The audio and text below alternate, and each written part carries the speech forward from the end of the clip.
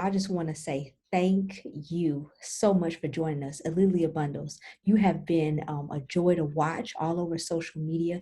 And LookWeAre.com, we are just so excited to have you. How are you doing today? I'm delighted to be with you. Well, Just always happy to tell Madam Walker's story. yeah, and I'll tell you this, based on the Netflix series, I mean, I was drawn to her story when I was looking and doing some research. I mean, she built her company during 1920s and it really started thriving during the Depression era. And that's similar to when we talk about like an economic decline now. But I wanted to ask you, what really inspired you to cover Madam C.J. Walker's story and really take her history and her legacy head on? Well, because I grew up in a family where my mother was vice president of the Madam C.J. Walker Manufacturing Company, this was my family, and I had really begun to discover her story even as a little girl before I could read. When my mother and I would visit my grandfather's apartment, which had been my grandmother had lived, I would go into my grandmother's bedroom. She had died a few years earlier, but I would play in the dresser drawers, and in those dresser drawers I found things that had belonged to Madam Walker, that had belonged to her daughter Alelia Walker, and that had belonged to my grandmother May. So very fancy things like ostrich feather fans and Wow. mother of pearl opera glasses and miniature mummy charms that Alelia Walker had brought back from her trip to Egypt. So I was discovering these women and the sort of their magic long before I actually knew who they were. And my parents both worked in the hair care industry, but my dream was to be a writer. I started writing for the school newspaper in junior high school, and I was following that path as a journalist. And when I went to Columbia University Graduate School of Journalism, my advisor happened to be a Black woman named Phyllis Garland, the only Black woman on the faculty. And I sat down with Phil to talk about my topics for my graduate school paper, Right. and I gave her some really cliche topics, and she said, "Your name is Alelia. Do you have any connection to Madam Walker and Alelia Walker?" And then she said, "That's what you're going to write your paper about." So I was trying to go left, and she was pulling me back in. And, talking about writing, you're a journalist. I mean, a network producer. You've worked at some of the most top broadcast networks in the nation. But based on Madam C.J. Walker, what really sparked your interest in journalism? Was it that moment right there, or was it saying, hey, listen, I can make a career out of this? Well, I had my first story published when I was 8 years old. I wrote a story Wow. about going to the moon, and one of my mother's friends was a teacher, and she thought it was good, and she sent it into a children's magazine. So I really saw myself as a writer at a very early age, and I think I'm fortunate that that was the talent that I had, because I can't carry a tune, so I clearly was not going to be in the school choir. But I saw myself as a writer. That was what I identified as, and then I worked on the junior high newspaper, the high school newspaper, the college radio station. So I was really on that path. But those storytelling skills and those production skills that I learned have all been very helpful as I've tried to write about Madam Walker and Alelia Walker. Well, I'll tell you this, you're doing a phenomenal job. And of course, me saying that in my 20s, I'm just trying to gather as much information as I can because I see so many YouTube entrepreneurs, TikTok stars using hair care products. And I really want to know if Madam CJ Walker was living now, how do you think she would put a spin on all of the digital waves? She would definitely be on Instagram. I know she's an Instagram girl because she had such an innate sense of marketing and Right. promotion. But she said that the most important thing is that you have to have a high quality product and then you have to promote it. So she wouldn't have been cutting any corners, but she was very intentional about putting her own image on her product. When other Mhm. companies were really doing more of a European standard of Right. beauty, she was focused on promoting the beauty of Black women. And coupled with that, in some ways, I think that her hair care products, while Black women needed products that were focused on their particular needs, I think the hair care products became a means to an end, to a Mm. bigger purpose, where she saw they needed the products, but what they really needed was education and economic independence. So she helped to provide both of those things. And when we talk about economic independence, she created She's America's first Black female millionaire, and she created jobs, a multi-million-dollar company in the midst of a global economic crisis. That's something like we're seeing right now. And we're seeing a lot of Black women create businesses, LLCs. Let me ask you this, because I want to go into the Netflix film, because when I was trying to reach you near and far, I looked at a Facebook page, I saw a Yahoo account, I said, no, that's not it. Let me go to Twitter. I know she has to be on Twitter. So I saw, after I watched The Self-Made Inspired, by the life of Madam C.J. Walker, what are some points that weren't covered in that film? I mean, the film with Octavia Spencer was great, but I want to know I felt like there was some missing key points. I wanted to know more about her family. I really wanted to know more about the manufacturing company. Is it true? I'm asking a lot of questions because I'm excited, but is it true that the guy who was helping, I think her daughter's husband at the time, blew up the first manufacturing company? Is that true? No. Oh, No, because I was like, what? no. Listen, the thing that the key thing to understand about Self-Made is that it's a Hollywood version, and you really cannot take almost anything in there as what actually happened. Octavia Spencer was great. And I think that in that sense, Octavia embodied the Madam Walker's tenacity, her drive, the fact that she developed a company. That part was true. The thing that I loved most was the scene early in the film where she was in the market and she was convincing other women. That, I thought, got to the essence of her journey and how she was empowering other women. Right. I liked seeing prosperous Black people at the turn of the century, that people were creating institutions. But there's a lot that the writers and the showrunners just decided they were going to create kind of what I think are kind of Hollywood cliches. So yes, she did sell products made that for Annie Malone for about a year and a half, but their conflict was not about colorism. That is entirely made up. Okay. They were both successful businesswomen. They were both philanthropists, and they didn't think about each other 24/7 in the way that they're portrayed in the film. So, I wish that had not been there. The Mr. Ransom, her attorney, was a straight arrow. He would never have bet on the numbers. He didn't have a cousin named Sweetness. Alelia Oh Walker my was God. nothing like Tiffany Haddish. She didn't have a girlfriend named Esther. Okay. There's just a lot that's not, that just really wasn't, what happened. So. Got you. And it took a spin. And I want to know that, because as I'm following her story, I'm telling you, when I look at YouTube, when I look at these creators and these content creators, I can only imagine if Madam CJ Walker was alive right now, I think that she would put everybody out of business. I think that everybody would be wearing her products. She would have, her own people in different areas. I mean, we call them influencers, but she would have people in a way with the mask on, really promoting her line, because I can see that. But I also want to ask you, with the pandemic around, it's my understanding that Madam C.J. Walker's house is still in Irvington, New York, and Indianapolis, correct?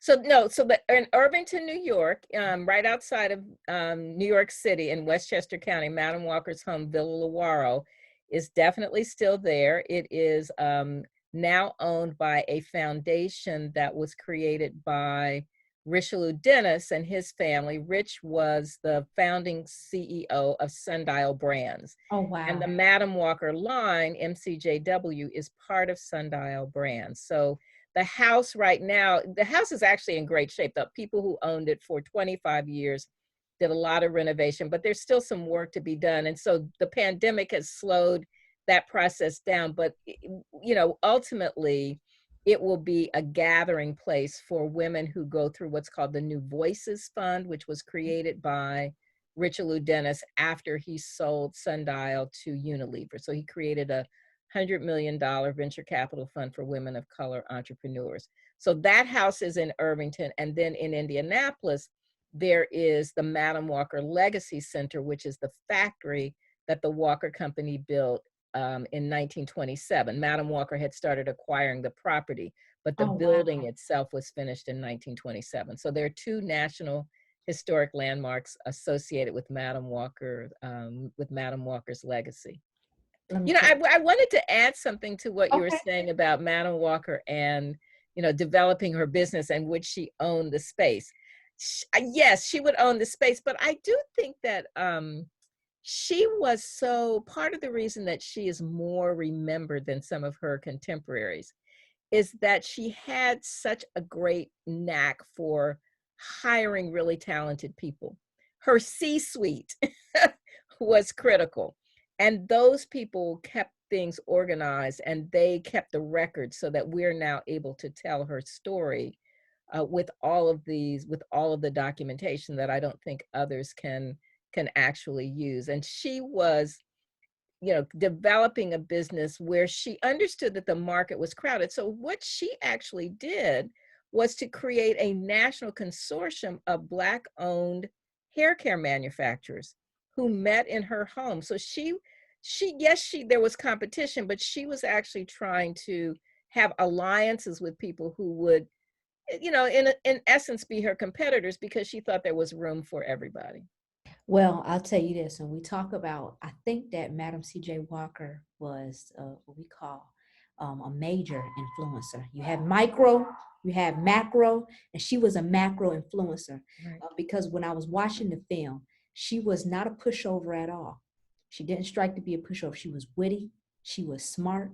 What video do we have? Is there any video of Madam C.J. Walker, or are there only pictures? Because I Yeah, want there's no video. There actually were some films that were taken because you know, as I've done the research in newspapers and in some of the Walker business records, there's a mention of a couple of film crews, and she actually invested in one of the Black-owned film companies. But wow. there's no existing video of her. There is existing film of her daughter, Alelia Walker, that was taken at the opening of the Walker Building in 1920, the summer of 1928, with the grand opening, but no existing film of Madam Walker. Well, I want to ask you this because your time is very precious. For so many young African American entrepreneurs, what advice would you give them? What do you want people to know about Madam C.J. Walker? Now, I think that she would say the very first and most important thing is that you have a high quality product. And then you have to market it. And you have to hire good people, find people who are leaders and bring them into the fold. Make sure that those people are empowered, give them an opportunity to really shine, but pay attention to what's going on. So I think those things were very important.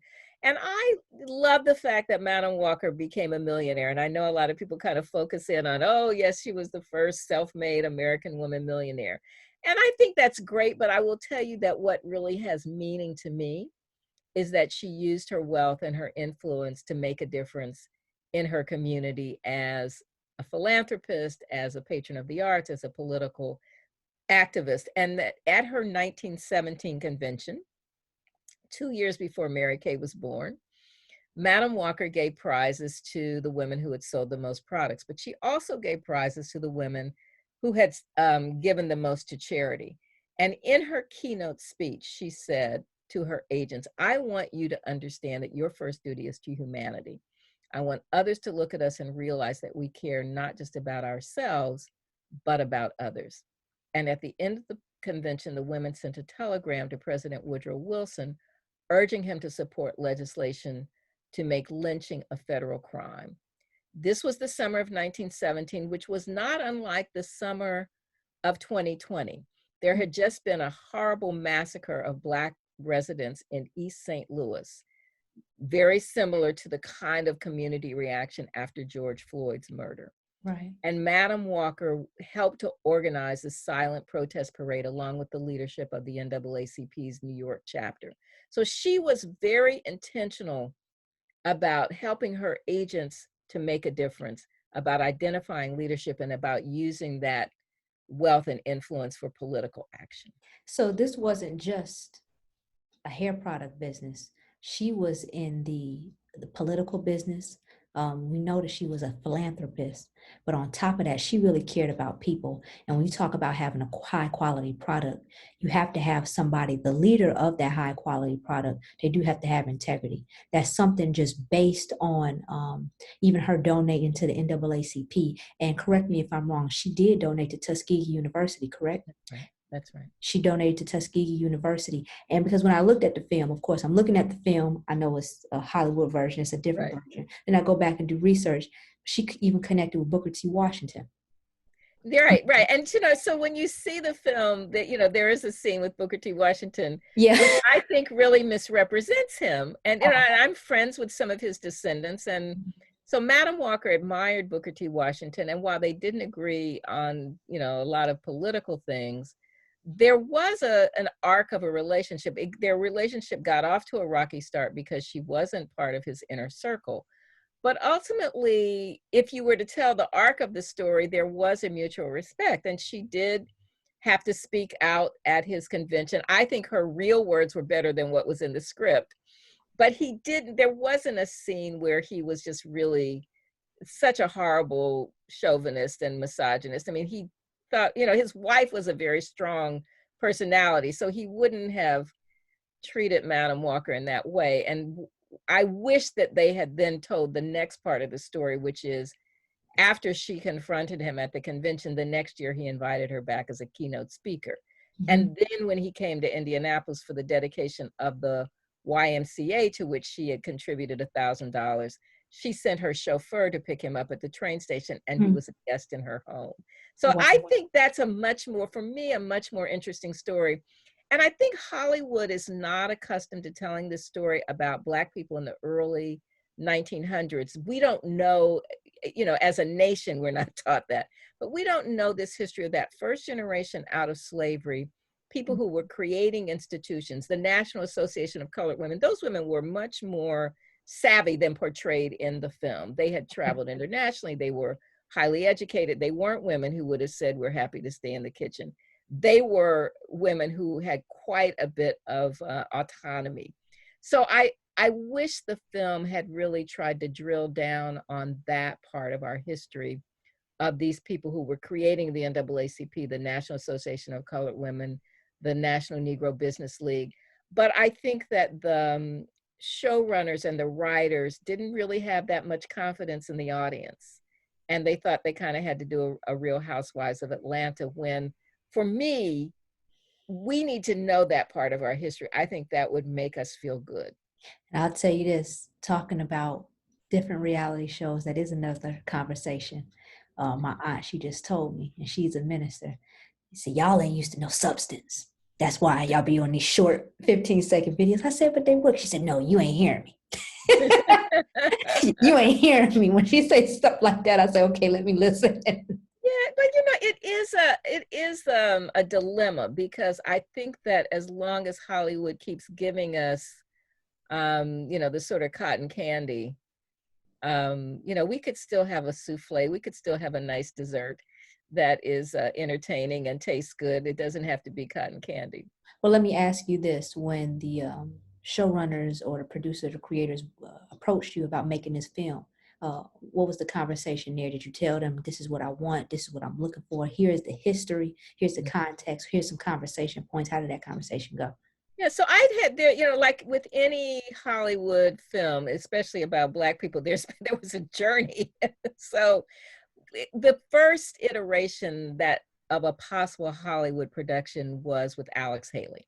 Okay. And it was a few years after he had done Roots. So he was the hottest, writer, producer going. And he came to us interested in doing a mini series and a book on Madam Walker.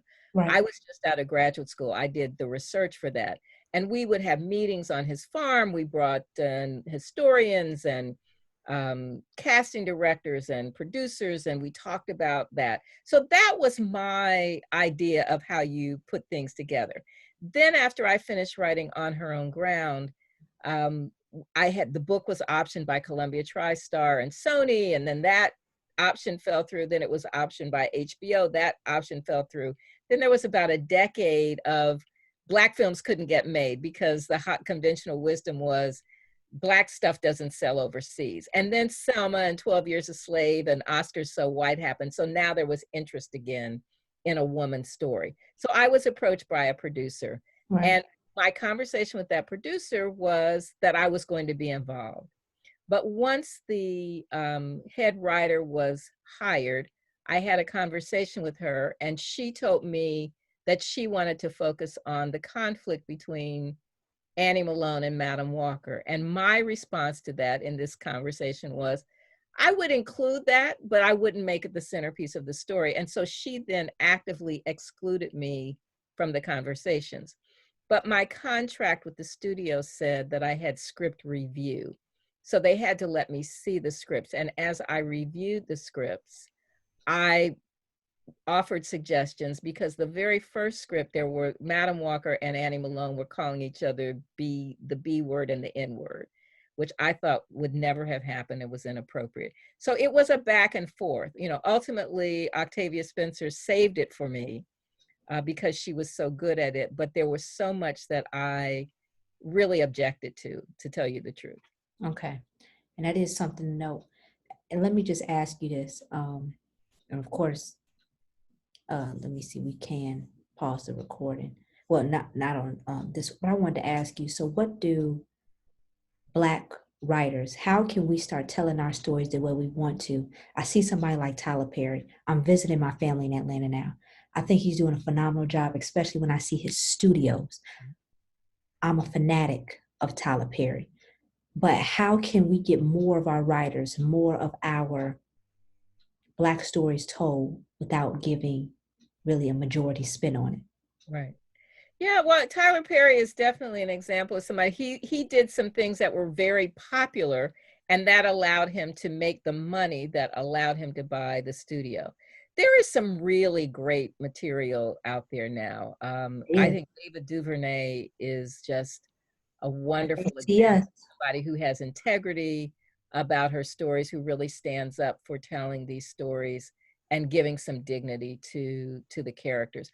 I think there are other people who, you know, who are just kind of, you know, spinning stuff out and worried about the next, you know, the next gig, and who are kind of creating cartoonish characters. I mean, that's always, Hollywood is always going to have that mix. And I think it is very hard to get something approved by a major studio, because there is an assumption that a Black audience really just wants, you know, Real Housewives of Atlanta and something that's kind of ratchet. Well, that's the truth. That's the total truth. Because you look at our, I go down my Instagram feed, and Right. And you know, and there's room for that. You know, people need to laugh. But I think that I think especially because the stories are historical figures. You know, you have to, Hollywood has to create tension and has to make movies have action and make it move, and you know, you want things to stay interesting. But I guess I am of the school that says, when you are really introducing these characters, the reason young Black folks think that they have to act ratchet is that they don't think there's any other way, because you can get a steady diet of it. But we do wow, have some different stories to tell. yeah, that is interesting, and that's something that we work with. Talk about young professionals, but there's a group that I work with, Digital Career Opportunities Worldwide, and that was created to help people just in media. There was a gap between what people were learning at an internship and what people were really had to learn on the job. And oftentimes, it can be due to your financial background, it can be due to your exposure level.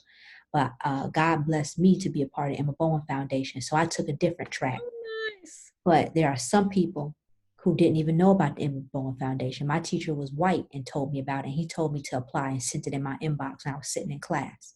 Mm-hmm. So different exposure levels. And I was also at a college when I was in high school. So just totally different.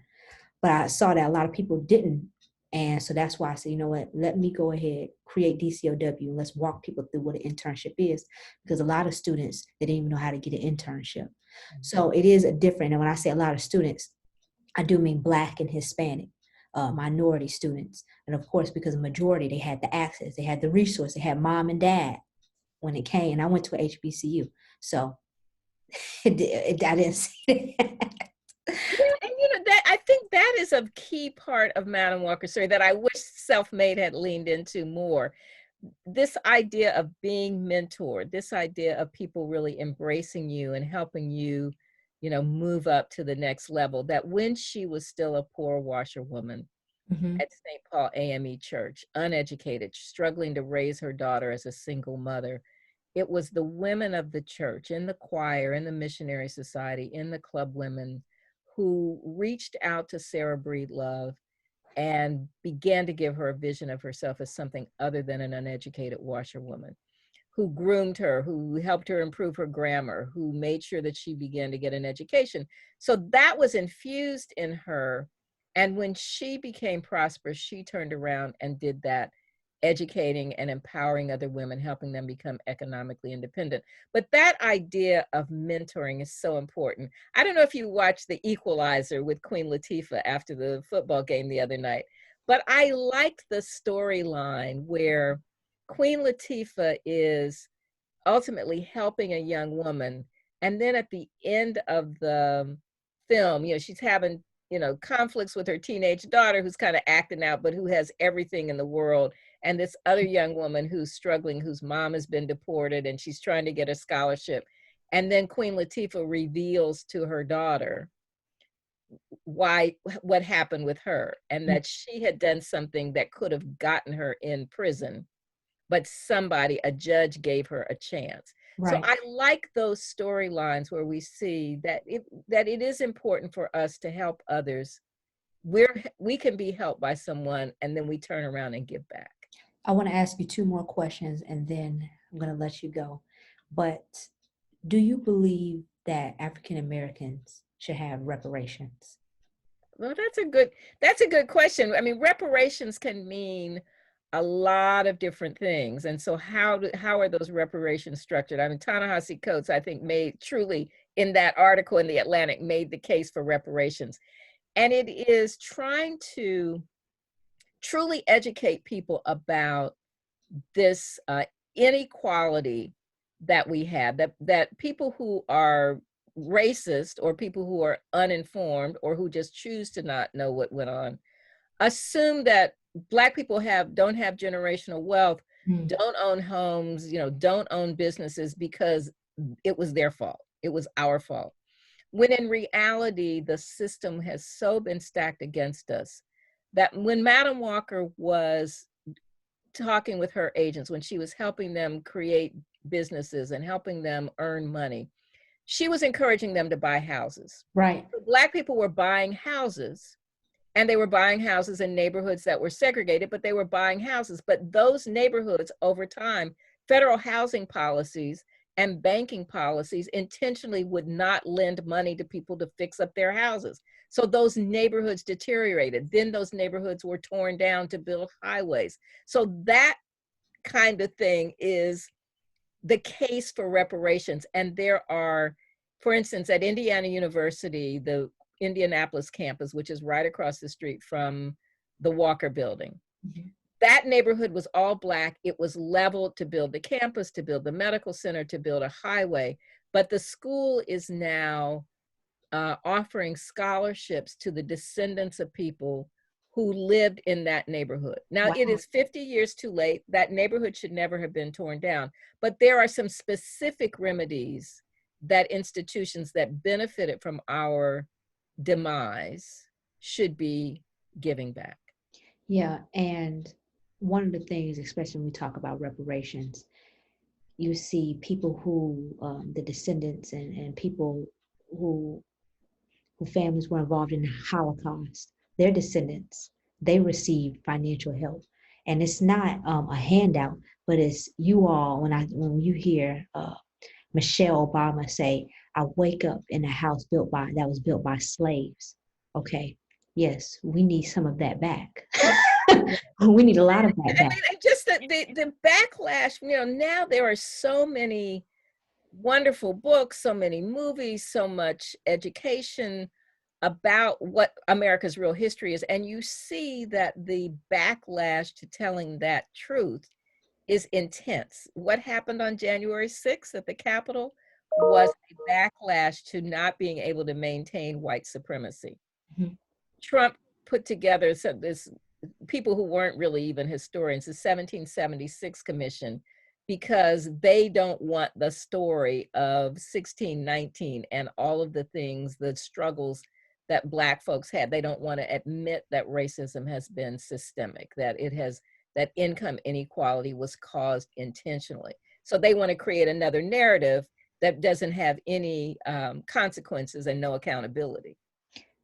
Last question. How do you think African Americans now, we talked about not a lot of substance being given across our news feed sometimes with education, but what can African Americans like me, 23, what can we do now to help progress? Do you see a progress or do you see a decline? We see entrepreneurship, but are we really understanding economic value? What are you seeing right now? You know, I am really encouraged by young folks like you. I mean, there are so many people who are really on the top of their game, who are in a position to learn and to take, who are already in leadership roles and who will 10, 20, 30 years from now be the person who, the people who are making a huge difference. But I would say that some key things, as you know, get an education, get as much education as you can. Give back when you can. If it's being involved in your college alumni organization, that is a great network to build on. Voting rights is really, that is really, really important. And we cannot afford to sleep these elections. It was incredible to see what Stacey Abrams and then lots and lots of people in Georgia did. They made a huge difference. So getting an education is extremely important. Making sure that we do what we can to be politically educated and involved and push back on people who are trying to take away the right to vote. I would say also that it's really important to think about how you spend your money when you're young. Okay. Nice to have the, you know, the fancy purse, you know, but I would say that instead of worrying about the fancy purse, what can that, you know, money do so that 10 years, 20 years, 30 years from now, you're not still struggling. It is, I think my philosophy about money is that people are coming out of school with a lot of debt. And so that makes it really hard to save money. But one of the lessons that I learned from my dad was to make sure that every paycheck that you put some money in the bank and you leave it there. Compound interest is really important. It will mount up, it will add up. But I also believed, and I always practice this, that I always wanted to have an escape fund. Okay. If I'm in a job and I need to quit, I want to be able to quit and not have to stay someplace I don't want to be. And that's both professionally and personally. Now, I never had to do that, but I had the peace of mind that if I needed to say goodbye, I could do it. And then, and if I am in situations where I realized that a job wasn't working out, or it was time to go, or I wasn't getting what I thought I deserved, instead of just being really angry and letting people know how I felt, I kept that to myself. Mhm. And I had a strategy. And maybe 6 months from then, I would say, okay, I know I'm going to leave. They are not going to know I'm leaving, but I made a plan and I had a strategy. And I would say, thank you very much. It's been real. And then I could go on my way. So I just think it's important. Get that education, save money early on and leave it alone. You know, make sure that you are helping others Mhm. and always have a strategy to escape if you need to. I think that's important. Dr. Sydney Trim, she says, why? I like listening to her. Why? You get your money and you go to Starbucks and then you spend $50, $100, $150, and you have nothing to show for it at the end of the month. So you talk about saving money. Then it also goes into the discipline, to the self-gratification. I get it. I like a good coffee. I love it. But now, let's go ahead. Let's save that $2 or $3 because it will help. I have seen it. I've seen it increase and help. And you just see the difference, I think, also in decision making as well. But Alelia Bundles, I wanted to say thank you. And I also wanted to ask you, what other projects can people expect from you? I know that you are a best-selling author. So what can people expect from you now? So people can find me on Twitter and Instagram at Alelia Bundles, and on my websites, aleliabundles.com and madamcjwalker.com. But I'm writing a book. I'm almost finished with the first major biography of Madam Walker's daughter, Alelia Walker. I am always going to be doing speeches and always writing articles. I expect that after Self-Made, which did elevate Madam Walker's name, and Octavia Spencer was great, that there are some other platforms where I will be telling Madam Walker's story and Alelia Walker's story. So stay tuned. Okay, well, we staying tuned. I'm staying tuned. I'm a fan. Well, thank you again. I'm going to stop it. All right.